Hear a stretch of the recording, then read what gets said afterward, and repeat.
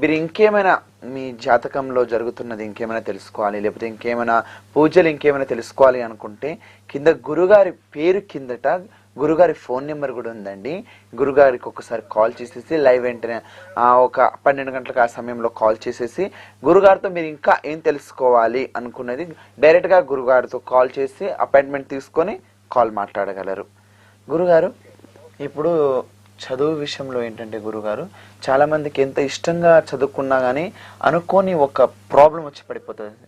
అది వాళ్ళ శరీరంలో కావచ్చు, లేకపోతే ఇంట్లో ప్రాబ్లం కావచ్చు. హఠాత్తుగా చదువు అనేది ఆగిపోతూ ఉంటుంది చాలా మందిది.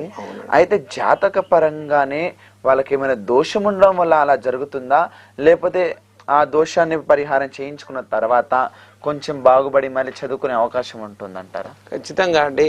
ఈ అన్ఎక్స్పెక్టెడ్ ప్రాబ్లమ్స్ అంటే ఎక్స్పెక్టేషన్స్ లేకుండా బాగా చదువుకునే విద్యార్థికి ఏదో కుటుంబంలో ఎవరో ఇబ్బందులు రావటం, సడన్ గా వాళ్ళు చదివిచ్చే వాళ్ళు ఆ సోర్సెస్ తక్కువగా ఉన్న వాళ్ళు కూడా చదువుకునే ఇంట్రెస్ట్ కుతూహలం ఉన్నా కూడా వాళ్ళకి అవకాశం లేక చదువుకోలేని వాళ్ళు చాలా మంది ఉన్నారండి. అది కూడా గ్రహపాటే మనం చెప్పుకోవాలి.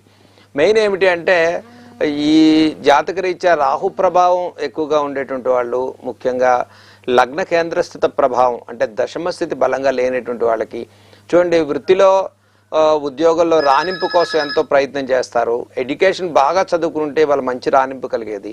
ఆ తగిన ఎడ్యుకేషన్ అనేది సరైన వయసులో వాళ్ళ ప్రోత్సాహం లేక డైవర్షన్స్ అంటే చదువుకునే ఎడ్యుకేషన్ చదువుకోకుండా వేరే వృత్తుల్లోకి వెళ్ళిపోవటం, దానివల్ల కూడా వెళ్ళటం కూడా ఒక మన దోషంగానే పరిగణిస్తాం అనమాట.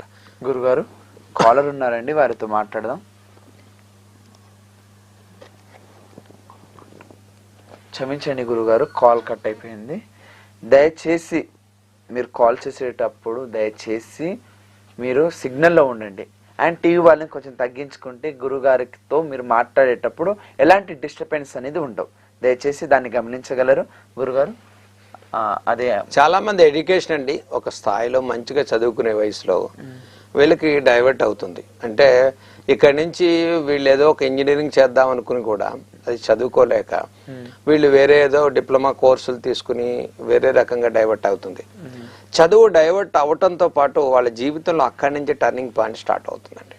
అంటే ఎప్పుడైతే వాళ్ళు పురోభివృద్ధికి వెళ్ళేటువంటి మెట్లను తప్పించేసుకుని వేరే షార్ట్ కట్స్ లో వీళ్ళు ఎదుగుదామని చూస్తారో వారి జన్మజాతకంలో ఉన్న దోష ప్రభావం వల్ల వాళ్ళు అక్కడి నుంచి ఈ ఎడ్యుకేషన్ డైవర్ట్ అవ్వటం, ఫైనాన్షియల్ ఇష్యూస్ రావటం, రెస్పాన్సిబిలిటీస్ పెరిగిపోవటం, కానీ కుటుంబపరమైనటువంటి విషయాల్లో ఈ ఎడ్యుకేషన్ ప్రభావం అనేది తీవ్రంగా చూపించడానికి అవకాశం ఉంటుంది. అది కూడా మనం గ్రహపాటుగా తెలుసుకుని అలా చాలామందికి ఎడ్యుకేషన్ చదువుకునేటువంటి వయసులో వచ్చే ఆటంకాలని కొన్ని పరిహారాలు చేసుకోవటం వల్ల శీఘ్రంగా మనం అధిగమించవచ్చు. దానికి తగ్గ ప్రోత్సాహం, ఫైనాన్షియల్ సహకారం కూడా అందుతుంది. అందటానికి మనకు ముందు అది కూడా గ్రహస్థితిని బట్టి మనం దాన్ని ఆధారంగా చేసుకుని మనం పరిహారాలు చేసుకున్నట్లయితే జీవితంలో పురోభివృద్ధి చెందడానికి ఎక్కువ అవకాశాలకి మనకు జ్యోతిష్ శాస్త్రం ఉపయోగపడుతుంది. చక్కని వివరణ ఇచ్చారు గురుగారు.